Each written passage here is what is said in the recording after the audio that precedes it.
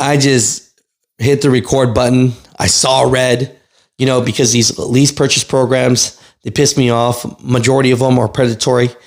But before I get into my rant of what I think about, the task force of the FMCSA of superheroes putting together saying that they should recommend to ban truck lease purchase contracts, I'll say this, 99.9% of these leasing contracts are garbage and you shouldn't do them. And definitely, if you are thinking about doing it, if you came up to me right now and said, Alex, the reason why I'm doing this lease purchase program is because I did go to a traditional bank. I had amazing credit. I had the down payment. They approved me with flying colors. But instead of making a $2,100 payment a month on a truck or whatnot, I wanted to pay $1,500 a week. And if you could debate me on that and tell me why you wanted to still do that, then I'll say it's okay. We definitely need to have this conversation here. A lot of truck drivers have been emailing me saying, Alex, I want to hear your opinion about this. I'm like, you don't want to hear my opinion about this because once I give you my opinion, people are going to unsubscribe from the show. And that's okay. So I definitely love this topic. I'm going to give you a quick snippet of this. The FMCSA put together this task force to investigate all the lease purchase contracts and these programs. And they came back, and you could read this report. I'll put links of it down below.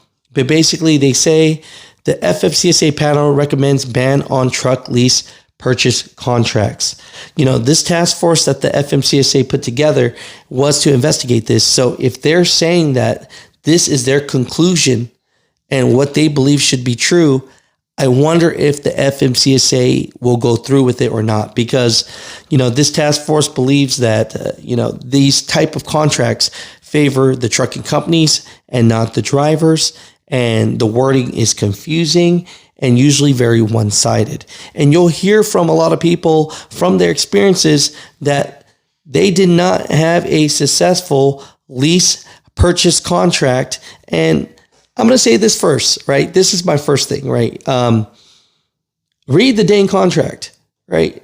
At the end of the day, as predatory as these trucking companies are, it's up to you to read the contracts to make sure that you know what you're signing, right?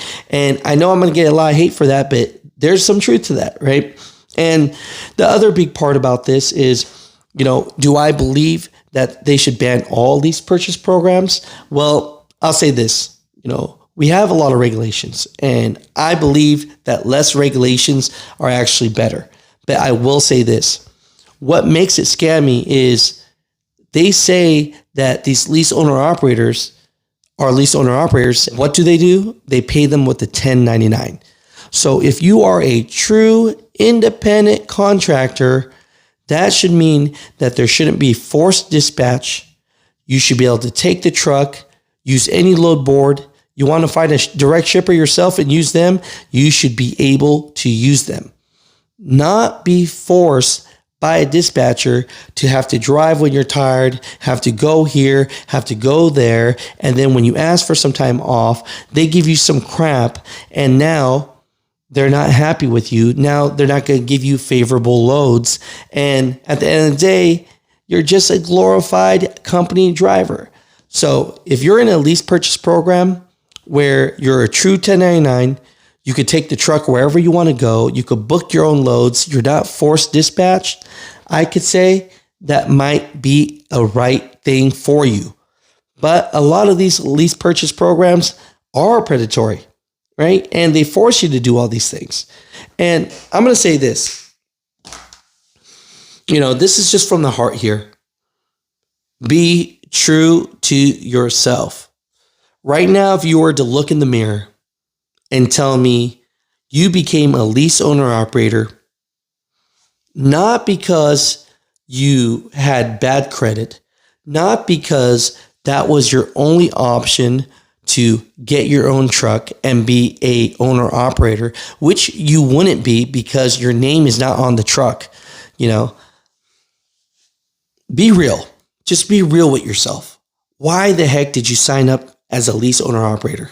If you're telling me right now you have amazing credit, you were able to go and get a loan and do it the normal way through just a bank, and they told you you have great credit, you have great experience in trucking, and you could buy a truck today. But instead, you figured to yourself you would rather get a job at a trucking company and pay $1,500 a week. And your thought process was, I don't have to pay for the maintenance repair. This is something I want to do, even though I can't go and buy a truck because the bank would approve me. Then that's on you. I talked to so many people, and that's just not the case. That's just not keeping it real. A lot of people are company drivers for 5 months, want to be this glorified owner-operator, and they join these leasing programs, which these trucking companies push you to do and say, hey, man, you should go out and be an owner-operator. This is your easiest way to ease into this, right? But you don't got the experience. You got bad credit. And if you went to a bank that day, they would not touch you with the 10-foot pole and give you a loan and buy a truck traditionally so that you could just lease onto a carrier. Just be real. That's all I'm saying. Just be real. It's not all your fault. A lot of these companies push you on to be lease operators, but just be real. That's all I got to say. Are you doing it for the right reasons, or are you just signing these contracts without reading them? And yes, they're confusing because they are confusing on purpose. So what this task force is doing is they're trying to protect you, right? But do we actually need more regulations? Right. And I know there's a lot of people that won't agree with me. And after me talking about this, not sure what side I'm on, I'll say this. If you are a true independent contractor, you're a lease owner operator, it works for you, but you're not being forced dispatch. You could drive wherever you want to drive. You could go home when you want to go home, and you're not enslaved to that truck, then maybe it's right for you. But there's far in between, and there's not a lot of trucking companies that have a true lease purchase program that they really help their drivers become true owner operators. Most of these are just scams, man. They're mostly just scams. So Mutha truckers, what are your thoughts about this? I can see the big mega carriers pushing back on this like crazy. All the big companies pushing back on this like crazy. And even though the FMCSA got these people together, these superheroes, they would say, to be a part of this task force. And they're the ones saying, hey, after all of their research and analysis, that they think there should be a ban on lease purchase contracts. I bet you the FMCSA still won't do it because there's too many big companies and too much money into this where they're not going to let you do it, man.